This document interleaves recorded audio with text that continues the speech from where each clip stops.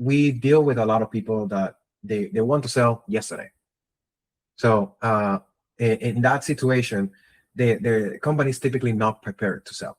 And by not being prepared is there's the information is all over the place, right? It's everything lives in the seller's head. There is a lack of structure and understanding of the day after the closing, what's going to happen.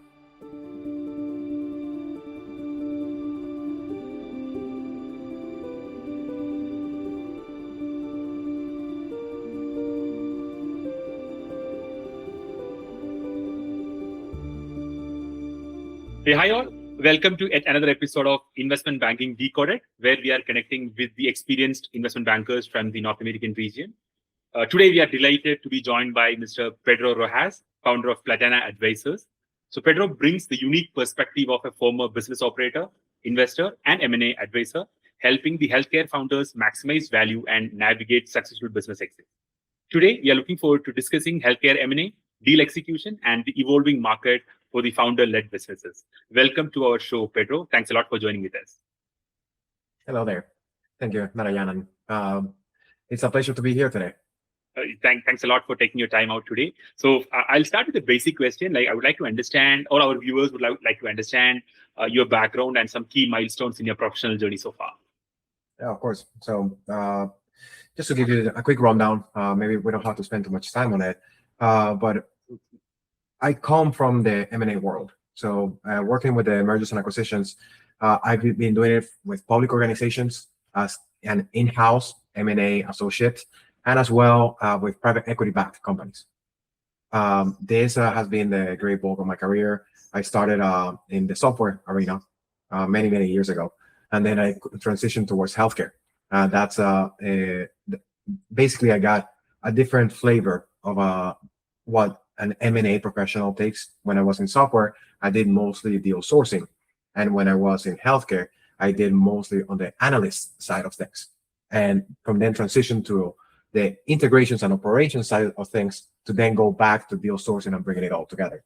So typically I see it as M&A is three things, which is sourcing, analyzing, and integrating, right? So I was able to do the three of them. And during those stints as well, my family operates in the healthcare arena. So we have assisted living facilities, we have dental offices. So we have operated them, we have bought and sold some of those companies. And that's where a big mix comes in, which then it ties all together with the current business that I run full-time today, which is a business brokerage. We operate in mostly the lower to middle size organizations from healthcare, anywhere in between $500,000 in enterprise value to the latest LOI that we have is for $32 million. So kind of that arena. That's where we live in, but in healthcare in the USA. So that's a bit of the experience and as well a little bit of the track record of where I come from. That's great to know. So as a continuation of this, I would like to understand, I'm sure that you have done a lot of deals. So among the deals which you have done, is there a particular deal that is very memorable to you? Yeah, and they typically, they're the latest ones, right? So over the course of the years, I have done I have done more than 130 of these deals. So there's good, there's bad stories. There's some stories that they raise your eyebrows, and some other ones that they have been so simple that you don't really I have the ability to remember them. So in those cases, the latest one that I had was a deal that we closed on January of this year. That is fairly memorable because everything lined up very well. So the company, we took it to the market. We were able to get 4 LOIs within 2 weeks of just taking it to the market. All the LOIs, they came in and asking price and above asking price. So it was very well priced. And last but not least, it closed from LOI to closing in 65 days. So it's kind of like this situation where everything lines up and everything went well together. We have a very happy seller, very happy buyer. It was a good matchmaking. So, you typically don't run into those. There's there's always there's a saying that we have in the industry that the deal dies 2 or 3 times before closing. And in this case, it's memorable because we didn't have that.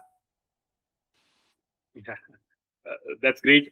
That's a great example of the kind of work you enjoy doing. So next, I would like to understand, like, right? I understand you're focusing on the healthcare mid-market M&A space. So, what are your top focus for the remainder of 2026, and what are your expectations for next year? Yeah. So to give you this answer, let me just give you a bit of the timeline of the things that we have been working on, so everything can come all together, right? So, in the brokerage started not too long ago. It was around 3 years ago. So the first year it was I come mostly from the buy side, right? So being in these public organizations, acquiring, doing roll-ups, then working with private equity-backed organizations, it's all about deal flow, doing a lot of deals, rolling them up, and what we focus on now is on the sell side. So being on the sell side, it's inherently different. The priorities, they change. So in those cases, with the priorities changing, we focus on the first year mostly on getting deals through the finish line. So how can we provide this white glove treatment to the sellers? And this is my coworker that sometimes he feels like a cat. I hope that he's invited to this interview. Hi. Yeah. So with that, on the first year, we provided the white glove treatment about how is it that we can get all these deals done, right? On the other hand, in the second year, we focus more about the systems. The systems, what are the things that we can improve? What are the things that we can automate that basically streamline the whole process? Just to tell you a quick story, during the first year of operations, we put it to market this behavioral health company in South Florida, which it was a market that was booming. You know, there were a lot of private equities that they were rolling up these behavioral health companies. And I remember I listed it on a Friday afternoon after, we created the data rooms, the SIMs, all of that good stuff. And I logged in on Saturday morning, and we had 90 plus buyers lined up. So in that moment, we were doing the white glove treatment, but we didn't have systems towards automating the NDAs, automating the SIMs and whatnot. So it was very easy for me to understand this has to have a lot of technology behind that. And one of the things that we focus on is on being a technology first type of organization. So that's where the second year came in, which it was adding a lot of this technology, all these automations to be able to do things at scale. Because in every deal, the average deal that we have, we interview anywhere between 150 to 300 buyers within 90 days. And that's almost impossible to do if you don't have technology. Now, during the third year, that's when we improved and this is what we're doing today. So with the boom of AI, there's so many more things that they can be done. So we specifically leverage AI to improve these automations. We have bots that they answer emails. We have bots that they troubleshoot, like access to data rooms. Oh, I didn't see the NDA. Can you send it to me? All these little bitty things that they're extremely important to move the deal all the way to the end, while still providing the white glove treatment. So those are the things that we've been focusing on over the past few years, and where today the focus is AI. And whoever says otherwise, it's because they are at a different stage of their basically scalability. And as an add-on question here, as a M&A sell-side advisor, what are the top challenges you are facing currently? When a deal is going through, like, what are the challenges you're facing? So, specifically on the sell side, right?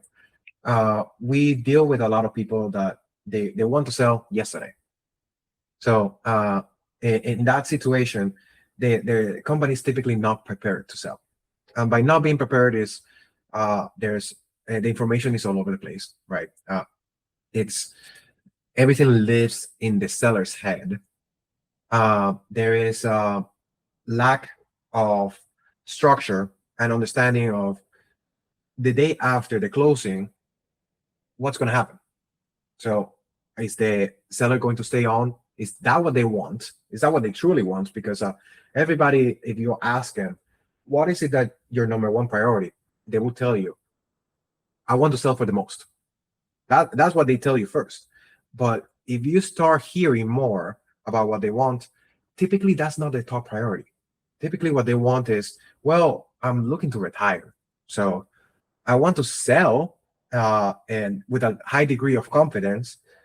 And I also want to not have to be looking back over my shoulders for years to come in case there's a clawback, an indemnity, any of these items that it's, they're the reality, So if you did something that it wasn't by the book and then the IRS comes back to you, that's something that, you either gotta have insurance or make sure that you're pristine. Then if you keep on hearing, they want to spend more time with the family. They want an easier process. They want somebody to take care of their legacy. They want somebody to take care of their employee, because their employees, they might be family members, or there might be people that they've been working for the last 20 years. And those things are conflicting with getting the maximum value. So it's almost like an education process of having the sellers understand this is what you say that you want, but in reality, this is what you really want. And if you want otherwise, just let me know and we can make it work with anything. And you have heard and you have worked with many similar conversations. It's all about putting the right structure in place. So anything that they want, you will be able to find a deal like that. You just have to look for it. And other things that there are typical challenges is not tackling the hard questions first. So obviously, you don't want to discuss everything on an LOI stage, because if not, that LOI is just going to turn into a 20 to 30 page document. But there's the main things that you want to have very, very clear, because they will come up later on. So in your typical LOI, you discuss price. In your typical LOI, you disclose any type of deferred compensation. In your typical LOI, you will discuss further employment. But these are the things that you typically want, which is indemnification. What's going to happen? What are the things that you're willing to indemnify for? That's a conversation that is going to come in the definitive deal documents, right? Then what are the type of guarantees and reps and warranties that the owners are saying? You don't need to put the large amount of language into that, but you might want to talk about that just to make sure that you're at the very least aligned. So those are typically the main challenges that I face whenever we go into these deals. So one of the other banker, he told me that like I am going through all these challenges because I know that end of the day I can make change in somebody's life by selling their company and making them happily retire. So changing people's lives is a major thing which you also would be doing. That's right. That's right. That's one of the reasons why I stayed in this industry. I come from a family of physicians. So my parents are doctors, my grandparents, my aunts, uncles, all of them are. And I have seen it over and over that physicians, they get to a point that they want to retire. And unfortunately, I deal with this situation more often than I wanted to do. They wait until the last minute in order to sell the practice. Because, they don't want to stop working, or they have created a practice that it's meant for the lifestyle, which is, they don't want responsibilities of having a ton of employees. They don't want to be dealing with, many attorneys that they will position the company or structure it in a way that reduces the risk.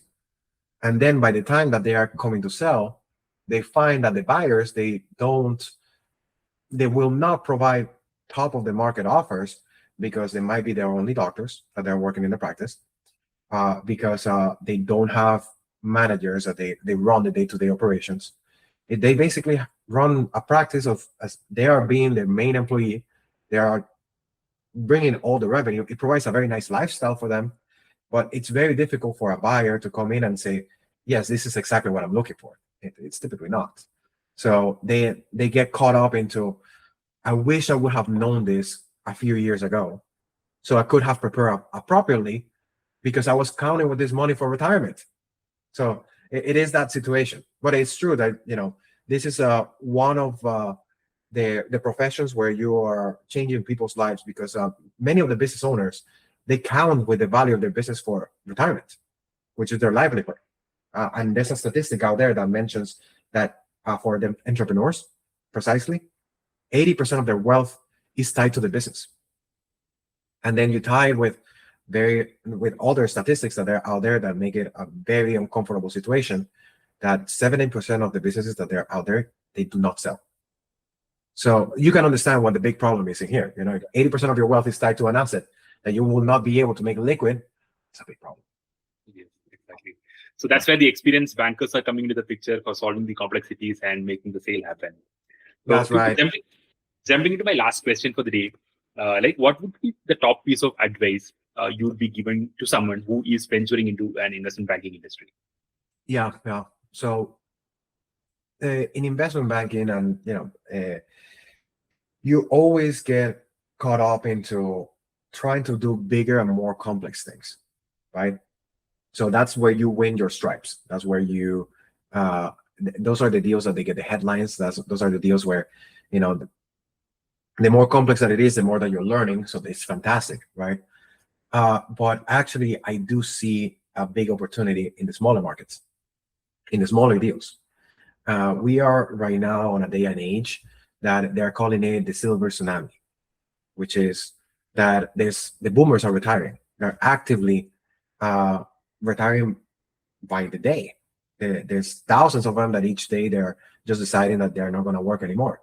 And boomers is the largest generation that we have ever had, and it's a generation that has owned the most small businesses. So what happens is that, and I have a full case study about this, and we can speak about it for hours, but there's very few people helping them. There's around, in the United States specifically, there's the number is anywhere between 8,000 to 15,000 brokers out there that they handle these deals, and many of them, they're fighting for the big fish. Many of them, they're fighting, they work for Goldman Sachs, they work for Citibank, JP Morgan, Jefferies, all of these big banks, that if you are not worth, or if your business is not valued above $50 million, they're not even going to take a look at it, right? But the great volume of these deals is small businesses, and businesses that they are basically, I would say that 10,000 brokers are taking care of all the business sales that are around the United States. And just think about this with me. There's 2,300 counties in the United States. On average, there's 4 brokers per county for all the businesses that are out there. Obviously, there's New York, Miami, LA County, that they have a huge density of population and probably going to have the most brokers out there. But if you do the math, that means that with the amount of boomers that they are retiring, each broker will have to do around 80 deals per year. Do you know any banker that does 80 deals per year? Because I don't. No. No. Right.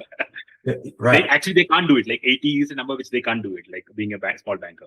It's impossible, right? I do think that per analyst, a good analyst can handle well around 4 to 6 deals per quarter. And those are doing the diligence, doing everything that goes in within a deal. And there's a huge opportunity in the small business sides. Also, from the banker side, for the larger deals, the percentages that you see are a lot slimmer. So I'm talking about for the broker fees, you're dealing in between the 1 to 3% size. In the small business side, you're dealing in between 8 to 15%. So you're dealing with something that is a lot simpler, that is a lot smaller, that there's a lot more volume with that, and you're getting paid almost the same dollars as for the big ones. So, it's not flashy. It's not the deals that they're going to get the headline from the Wall Street Journal, right? But there's a lot of work, and there's a lot of opportunity in here for people to start doing that. It does require a different skill set, because with the smaller deals, you are dealing, and specifically on the business broker on the sales side, it's less about the facts and more about the people. It's more about understanding, being there, supporting them, making sure that they understand that you're on their side. You're gonna have tough conversations with them. You're gonna have tough conversations with the buy side as well, right? But it's almost like you have to become a psychologist to an extent and a therapist. But if you're able to handle, that transition, there's an immense opportunity that is not going anywhere. And actually, now with the age of AI, that you see businesses that popping up under a rock. With I think that we just encountered the first $1 billion company that had only 2 employees. So, right, it's a no-brainer to start dealing with the small business side. Yes, those are like valuable perspectives for some like viewers who are looking to get into the investment banking world, and it's a learning for me also, because every podcast I am doing, like everyone's perspective is completely different. So this is something which I like it very much. Like rather than going for the bigger deals, you go for smaller deals, but the quantity would be more. The number of deals would be more. That's Exactly. a great one, Pedro. So thanks a lot for taking your time, and thank you for sharing your expertise and the practical insights into the healthcare M&A. We truly appreciate your time and wish you and the entire Platinum Advisors team continued success. It was a pleasure having you on our podcast. Thank you. Thank you so much for having me.